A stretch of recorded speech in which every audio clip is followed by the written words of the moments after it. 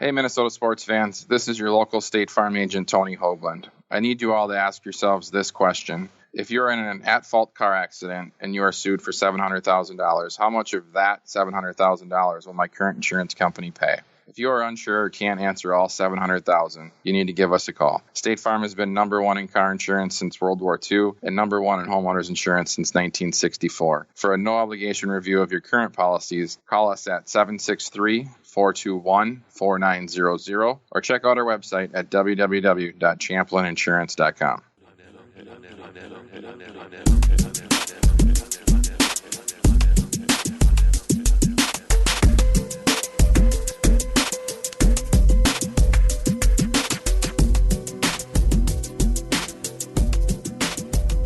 Thank you for being here for the Gophers Insiders Podcast, post-Christmas edition. This is Marcus Fuller from the Star Tribune and Ryan James from Prep Hoops and GopherIllustrated.com. Ryan, I know you wanted to get to talking about Gopher Hoops and Gopher football, obviously the Outback preview, but I got to know, what was the best Christmas gift you got this Christmas? Oh, man, that's how we're starting. I love it. Everything I got that was awesome for Christmas revolved around classic movies. Like, my wife bought me a Clark Griswold hockey jersey. Like, I don't like hockey at all. I don't know nothing about it, but I was overjoyed to have the same jersey Clark Griswold wore in the movie. And I have, from Major League, I got this shirt. It's called Joe Boo's Rum Factory with a picture of Joe Boo. And I got some Wild Thing Rick Vaughn socks. So, I mean, what better? That's for a 42-year-old man who's into his movies, his old school movies. Nothing better than that. How about you? You know, I got to say that I don't really get into the Christmas gifts for me anymore. All I ask is I'm in the gift cards. I say, just give me a gift card to a place I like to shop. Basically, any sporting goods place. Or actually, this year I got some movie passes. So I know you're a movie buff. I'm a movie buff. I already saw Star Wars, but I'll probably use my my movie pass gift card to go see Star Wars again, maybe 3 times. But the problem is my wife wants to do a date night, and she can't stand Star Wars, so I'm going to have to go to a chick flick, I think, for sure. You know what? Go to Jumanji. At least no. Oh, come on. That don't work either? If I'm going to take the kids, maybe, but I don't think that'll work. Wait. I don't know what else is even out there. Frozen 2, again. Yeah, I didn't go to that yet with the kids. My wife actually wants to see that, so we'll see. You're going to have to convince her. I'm going to tell her, Ryan's going to give you a call. He'll convince you to go to Frozen 2. The thing about movies now, you can go and you can actually get drinks and have dinner there in the theater. So that's pretty awesome. Well, let's get right into it, man. Obviously, we got the big Gopher football game coming up, the Outback Bowl versus Auburn. And we've talked about it before, a little bit about the matchup. But I feel like, it's here before you know it this week. And I know the guys will be out at the beach here on Monday probably, get some sun, get some good weather. But they've been practicing. They've been preparing for a little bit. Just talk about what you think are the keys to the game. I know that we had some news about Jake Paulson, the tight end, being out. So far, I think injury-wise, that was the biggest injury loss for the Gophers. But other than that, they should be pretty healthy going in. So what do you think of this matchup? When you look into it, Auburn's offense, the reason they were able to end Alabama's season was because their offense stepped up in a big game for the first time. But for the most part, Auburn's offense has struggled in the rest of their big games. Now, with Auburn, half their season was a big game. They've faced maybe the toughest schedule in college football, or one of the top 2 or 3 toughest college schedules in college football. But their offense has not been very consistent. Now, Bo Nix was the freshman of the year in the SEC. He does run the ball well. He did have, he had a really good season. We had an Auburn writer from 24/7 say that he had a B+ season, but he's only really played well at home. So I think Minnesota's defense and Auburn's offense kind of is probably the interesting matchup to watch, because Auburn's offense hasn't been that electric until that Alabama game. So therefore, if Minnesota's defense can shut them or can limit them, then it all comes down to that big time Gopher, the passing attack versus that Auburn defense that's just monstrous. So it looks like it's going to be a really fun game. It's just can the Gopher interior line deal with that Auburn defensive line? And, another big news that happened with the Gopher football team was Kirk Shiraka, the offensive coordinator, leaving for Penn State for the same position. I want to say that, things will run smoothly, I think, with Matt Simon calling the plays just for this bowl game. But, we're talking about a guy that was instrumental in the development of Tanner Morgan, the quarterback, and obviously, under PJ Fleck's system as well, with the wide receivers, Tyler Johnson and Rashad Bateman becoming the two best wide receivers, arguably, in the Big Ten. So I don't know. What do you think in this one game? Are we going to see that big of a difference without Kirk Shiraka out there, especially with Tanner Morgan? Or do you think the play calling will go smoothly with Matt Simon and, PJ Fleck, obviously, making sure that these guys are prepared going into the game without their offensive coordinator? Well, because there's such a long stretch between when they lost to Wisconsin and this Outback Bowl, you have so much more time to game plan. You have so much time to script. You have so much time to prepare everything you want to do. So Because of that, it's going to be a little bit easier. But if Minnesota gets taken out of their game plan or taken out of their script, forcing the Gopher offensive staff to, change what they're doing, that is, and also just naturally in the second part of the game when you're done with your scripts and your game plan, you have your game plan, but the game flow has changed things. When you get to that second part of the game, that's where you could see it play a factor with losing your offensive coordinator. But because it's a bowl game and you have so much time to prepare, it lessens the blow, in my opinion. But it doesn't completely take away from the blow that is losing your offensive coordinator the day before Christmas.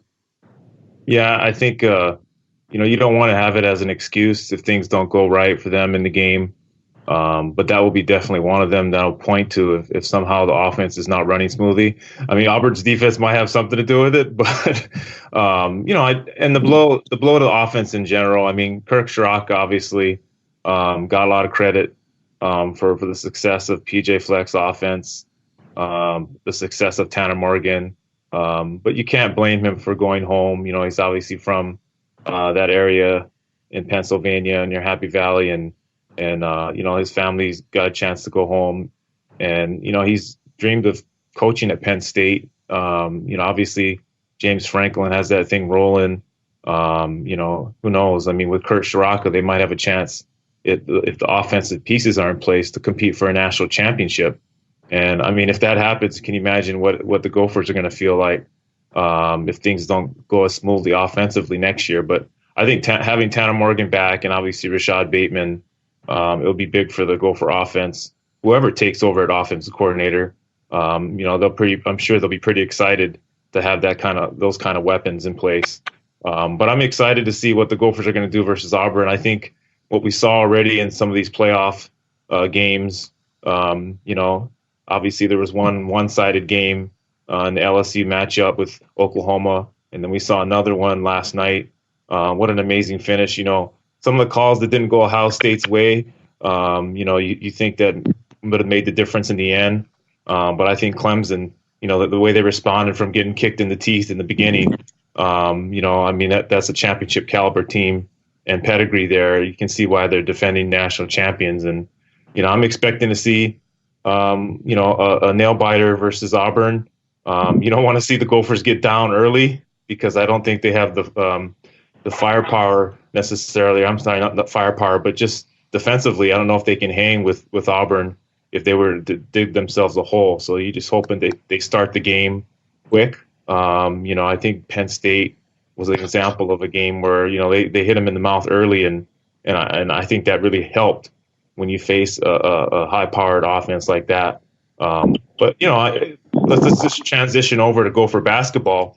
And, the Big Ten season starting. I know the Big Ten started for the women, and they won. They beat Penn State on the road. Great win for them. But on the men's side, Oklahoma State, you get a 20-point win coming off Ohio State.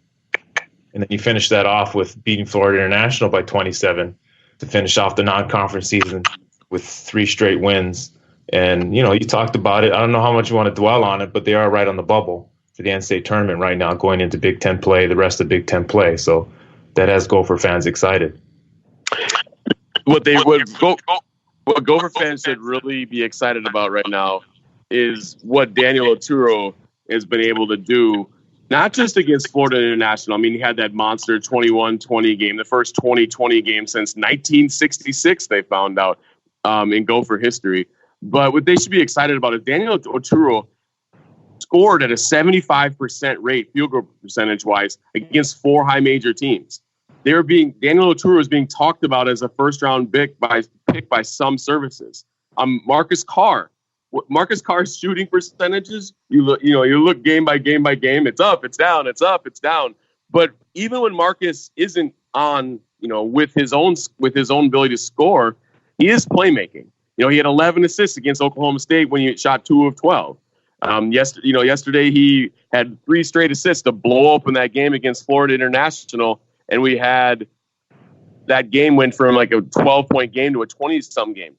Marcus Carr is on the verge of a triple-double at some point. It's going to happen. He's too much of a playmaker, and he rebounds at such a high level that it's exciting. It's an exciting time right now. I mean, Gopher fans saw some of the NCAA tournament prognosticators talk about the Gophers being right there, almost as a team that's being considered. So you're 7-5. You played a good schedule. You're Gabe Kalsher starting to shoot the ball well. You're starting to get a little bit more help from your bench. Peyton Willis will be back a little bit, in a little bit. Alihan Demir is playing well. Richard Pitino is really pulling the right, he's pulling the right strings, and his game plans are working. He's made some excellent calls in some of these games.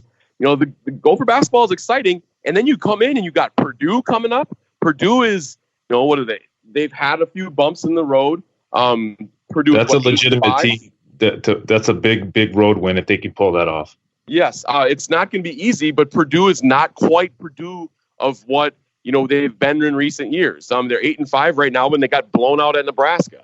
But they do also have a win over Virginia. That's college basketball this year. And then you have the game at Northwestern. Opportunity is right in front of Minnesota right now. And I kind of have like this magic number approach, although it doesn't work like a baseball magic number. But if you could get 10 Big Ten wins, you look at that schedule, it's possible. You get that 10 Big Ten wins, I think you can be talking about the NCAA tournament.